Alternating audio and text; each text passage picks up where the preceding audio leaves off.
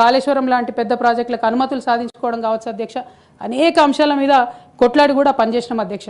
అంటే ఈ అంశాలు చెప్పడంలో ఉద్దేశం ఏంటంటే అధ్యక్ష, కేవలం పదవులు కావాలి రాజకీయం కోసమే టీఆర్ఎస్ పార్టీలోకి నేను వెళ్ళలేదు అధ్యక్ష.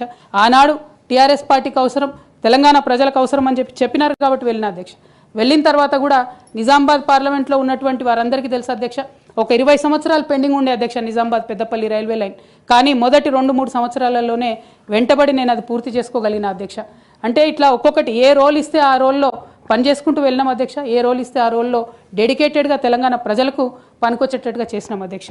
సో 2014లో తెలంగాణ జూన్ 2న వస్తే సెప్టెంబర్లో బతుకమ్మ పండుగ వచ్చింది అధ్యక్ష. నేను అంతకుముందు తెలంగాణ జాగృతి నుంచి దాదాపుగా 8-9 సంవత్సరాల నుంచి కంటిన్యూస్గా బతుకమ్మ పేరుతోని ప్రతి సంవత్సరం కార్యక్రమాలు చేసేదాన్ని అధ్యక్ష. 2014లో వచ్చినటువంటి బతుకమ్మ, తెలంగాణ రాష్ట్రం ఏర్పడ్డ తర్వాత వచ్చినటువంటి మొదటి బతుకమ్మ నుండే నా మీద రిస్ట్రిక్షన్స్ ప్రారంభమైనాయి అధ్యక్ష. పొలిటికల్ పార్టీలో ఒక వ్యక్తిని స్వేచ్ఛను ఎట్లా హరిస్తారని చెప్పడానికే ఎగ్జాంపుల్ చెప్తా ఉన్నాను అధ్యక్ష.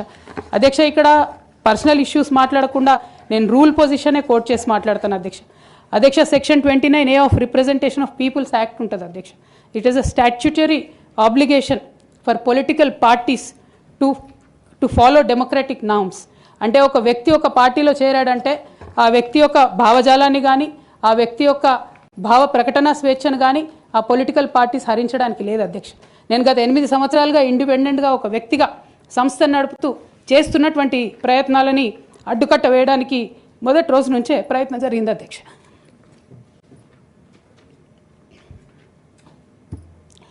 కానీ ఎక్కడ కూడా నేను తెలంగాణ బిడ్డలని, తెలంగాణ ప్రజల్ని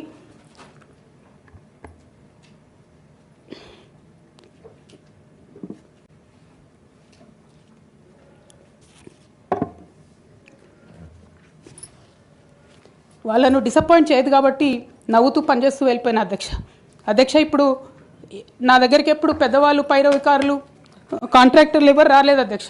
నేను ఎప్పుడు కూడా పేద ప్రజల మధ్యలోనే ఉండి పనిచేస్తున్నాను అధ్యక్ష.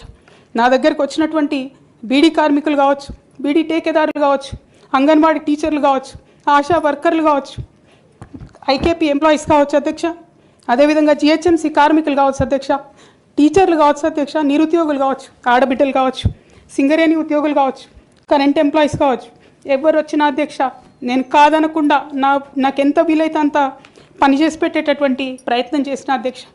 అయినా సరే అధ్యక్ష, పార్టీ మౌత్ పీసులుగా ఉండేటటువంటి పార్టీ పేపర్లు, పార్టీ ఛానళ్ళు ఏ ఒక్కరు కూడా ఎన్నడూ కూడా మద్దతు ఇవ్వలేదు అధ్యక్ష.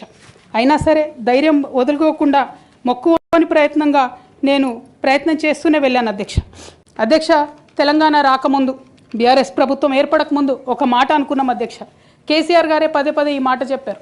ఉమ్మడి రాష్ట్రంలో మనకు కాంట్రాక్ట్ వ్యవస్థ వచ్చింది, మరి కాంట్రాక్ట్ ఎంప్లాయీస్తోని, అవుట్సోర్సింగ్ ఎంప్లాయీస్తోని దేశానికి నష్టం జరుగుతుంది, రాష్ట్రానికి నష్టం జరుగుతుంది, అందరికన్నా ఎక్కువ తెలంగాణ యువకులకు నష్టం జరుగుతుందని చెప్పారు అధ్యక్ష.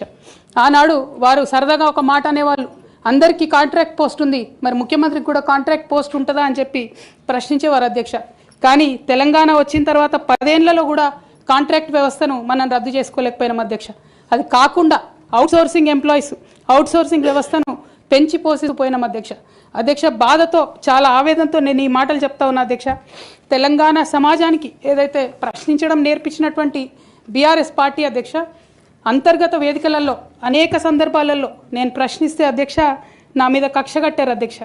కేసీఆర్ గారు చుట్టూ ఉన్నటువంటి కొందరు వ్యక్తులు, తప్పక చెప్తున్నాను అధ్యక్ష ఈ మాట, ఎందుకంటే భారతదేశ రాజ్యాంగం ప్రకారం రాజకీయ పార్టీలు ఏవైనా కూడా ప్రజలకు ఒక దిక్సూచిగా నిలవాలి అధ్యక్ష, ప్రజలకు ఒక దారిదీపంగా నిలవాలి.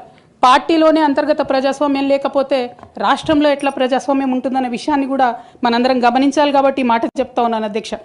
మరి కక్షగట్టి నన్ను ప్రశ్నించినందుకు పార్టీ నుండి బయటకు పంపించారని చెప్పక తప్పదు అధ్యక్ష. మొదటి సంవత్సరం నుంచే రాష్ట్ర స్థాయి నిర్ణయాలలో ఎక్కడ కూడా నా పాత్ర లేకుండా కట్టుబడి చేసినారు అధ్యక్ష.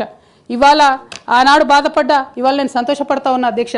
ఎందుకంటే అధ్యక్ష, ధర్నా చౌక్ రద్దు చేయడం అనేటటువంటిది ప్రజాస్వామిక హక్కుల్ని కాలరాయడంలో మొదటి మెత్త అధ్యక్ష. ఆనాడు ఇంటర్నల్గా ఎంత ప్రొటెస్ట్ చేసినా కూడా రాష్ట్రం వచ్చింది, ఇప్పుడు ధర్నాలు ఎందుకు, దరఖాస్తులు లేవు, ధర్నాలు లేవు, అన్ని పనులు చేసి పెడతామని చెప్పుకుంటూ వెళ్ళడం జరిగింది అధ్యక్ష. అట్లానే రైతులకు జరిగినటువంటి అక్రమ అరెస్టులు అధ్యక్ష, ఇవాళ ఒక్కొక్క దగ్గర నుంచి రైతులు మాట్లాడుతూ ఉంటే బాధ తట్టుకోలేకపోతున్నాం అధ్యక్ష. అదేవిధంగా పార్టీలో జరుగుతున్నటువంటి అవినీతి అధ్యక్ష, ప్రభుత్వంలో జరుగుతున్నటువంటి అవినీతిని ఎప్పటికప్పుడు నేను వారి దృష్టికి తీసుకెళ్లడం జరిగింది అధ్యక్ష. అమరజ్యోతి నుంచి మొదలు పెట్టుకుంటే అధ్యక్ష, అంబేద్కర్ విగ్రహం దగ్గర నుంచి మొదలు పెట్టుకుంటే అధ్యక్ష, సెక్రటేరియట్ నుంచి మొదలు పెట్టుకుంటే అధ్యక్ష, కలెక్టరేట్లలో కూడా తీరని అవినీతి జరిగిన మాట ముమ్మాటికి వాస్తవం అధ్యక్ష. దీనికి పెద్ద ఉదాహరణలు సిద్దిపేట సిరిసిల్లలో కట్టినటువంటి కలెక్టరేట్లు 2 వచ్చినటువంటి మొదటి వర్షానికే 2 కూడా మునిగిపోయినాయి అధ్యక్ష. ఆ విజువల్స్ అందరం కూడా మనం చూడడం జరిగింది. ఇక సిద్దిపేటలో సిరిసిల్లలో కట్టిన కలెక్టరేట్లకే దిక్కు లేకపోతే మొత్తం రాష్ట్రంలో కట్టినటువంటి అన్ని బిల్డింగ్లు ఎట్లుంటాయన్న విషయాన్ని కూడా ఒకసారి తెలంగాణ ప్రజలు ఆలోచించుకోవాలి అధ్యక్ష. ఒక పక్క నిజం మాట్లాడే వాళ్ళను, సూటిగా మాట్లాడే వాళ్ళను, ఉన్నట్టు చెప్పే వాళ్ళను రిస్ట్రిక్ట్ చేయడమే కాకుండా అధ్యక్ష, ఉద్యమకారుల విషయంలో తీరని నిర్లక్ష్యం గురైంది అధ్యక్ష. అనేక సందర్భాల్లో నేను పార్టీ నాయకులని, పెద్ద నాయకులను కూడా అనేక సందర్భాల్లో అడిగిన అధ్యక్ష. వేరే విధంగా సహకరించకపోతే, వేరే విధంగా వాళ్ళకి హెల్ప్ చేయలేకపోతే కనీసం సీఎం రిలీఫ్ ఫండ్ కింద మనిషికి 10 లక్షలు ఇద్దాం, ఎక్కడోళ్ళు అక్కడ సెటిల్ అయిపోతారు అధ్యక్ష అని కూడా అడిగినాం అధ్యక్ష. అది కూడా చేయలేదు. 43 లక్షల మందికి పెన్షన్లు ఇస్తున్నామని గర్వంగా మనం చెప్పుకుంటున్నాం. ఉద్యమకారులు కాన్స్టిట్యున్సీకి 1000 మంది కూడా ఉండరు. ఆ 1000 మందిని పట్టుకుంటే ఇంకో 1,00,000 మందికి ఎక్కువైతుంది. వాళ్ళకు పెన్షన్ ఇస్తే లాగుంటుంది, గౌరవంగా ఉంటుందని అనేక సందర్భాల్లో చెప్పినాం అధ్యక్ష. అది కూడా 69లో పనిచేసినటువంటి ఉద్యమకారులు వాళ్ళ స్ఫూర్తిని తీసుకొనే మనం ముందుకెళ్ళినామని చెప్పి మనం చెప్పుకున్నాం అధ్యక్ష. కానీ వారిని కూడా ఎన్నడూ కూడా గుర్తించలేకపోయినాం అధ్యక్ష. అదేవిధంగా విద్య విషయంలో అధ్యక్ష, మన మెయిన్ ట్యాగ్ లైన్ నీళ్లు, నిధులు, నియామకాలు అనేటటువంటి మన మెయిన్ ట్యాగ్ లైన్ ఏదైతే ఉంటుందో అధ్యక్ష, అన్నిటినీ కూడా గండుగొట్టుకుంటూ పోయినాం అధ్యక్ష. విద్య విషయంలో, నియామకాల విషయంలో, అన్ని విషయాల్లో అదే జరిగింది అధ్యక్ష. అదేవిధంగా కొందరు ప్రజాప్రతినిధులు చేస్తున్నటువంటి దురాగతాలని కూడా ఎప్పటికప్పుడు నేను అధిష్టానానికి చేరవేసిన అధ్యక్ష. దాని మీద ఎటువంటి చర్యలు లేవు అధ్యక్ష. దానికి ప్రత్యక్ష నిదర్శనం ఇసుక దందాల్లో చేసినటువంటి అక్రమాలతోని నేరేళ్ల లాంటి దురాగతాలు జరిగినాయి అధ్యక్ష. దళిత బిడ్డల మధ్యలో అనవసరంగా బలైపోయినారు అధ్యక్ష.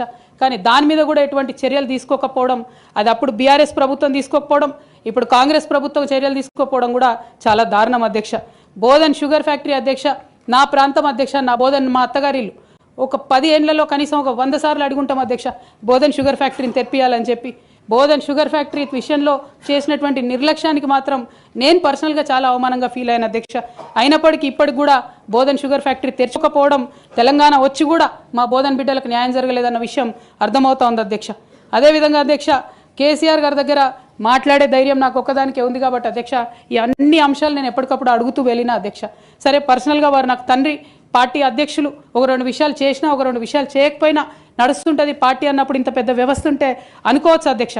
కానీ కింద ఉండేటటువంటి అనేక వ్యక్తులు కంటిన్యూస్గా దురాకతలు చేస్తుంటే కూడా మరి చూసుకోకపోతే కరెక్ట్ కాదు అధ్యక్ష.